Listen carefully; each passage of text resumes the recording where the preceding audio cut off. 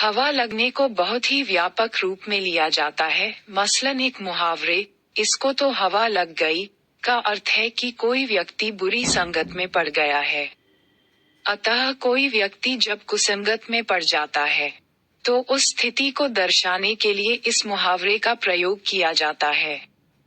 इसी प्रकार हवा को लेकर कुछ अन्य मुहावरे और किंवदंतियां समाज में प्रचलन में हैं, तो उत्तराखंड के प्रख्यात कवि श्री कृष्णदत्त शर्मा कृष्ण ने हवा पर ही एक रचना गढ़ दी।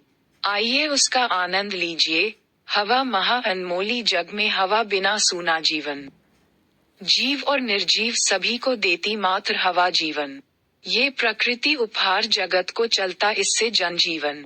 बिना हवा के शव बन जाता जग में हर मानव का तन।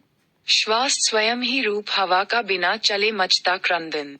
हवा मनुष्य में जब तक रहती तब तक जीवन वृंदावन। बिना हवा के मानव का तन केवल है धरती का कण।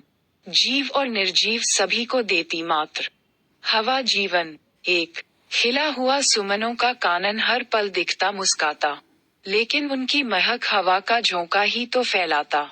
मानव मनवा मंद मंद पुरवाई में झूमा पाता, लेकिन कभी हवा का झोंका दिखता मन को तरसाता। बिना हवा के उग न पावे धरती पर एक दाना अन्न।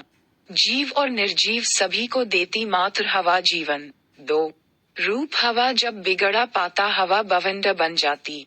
कभी संभलती नहीं दिखती जब भी इसको ठन जाती। गुण अवगुण की खान हवा है मानव को ये मदमाती। भूत उतर जाता जब इसका हंसता मानव रुलवाती। हवा देख जो रंग बदलता सुखी वही पाया है जन। जीव और निर्जीव सभी को देती मात्र हवा जीवन। तीन कभी हवा शीतल चलती है, कभी गर्म लू बरसाती।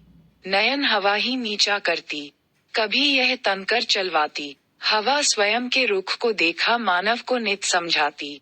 हवा कभी निष्ठुर बन जाती, कभी यह पलके बिछवाती। जो न कभी हवा से उलझे सहायक उसके हैं भगवन। जीव और निर्जीव सभी को देती मात्र हवा जीवन।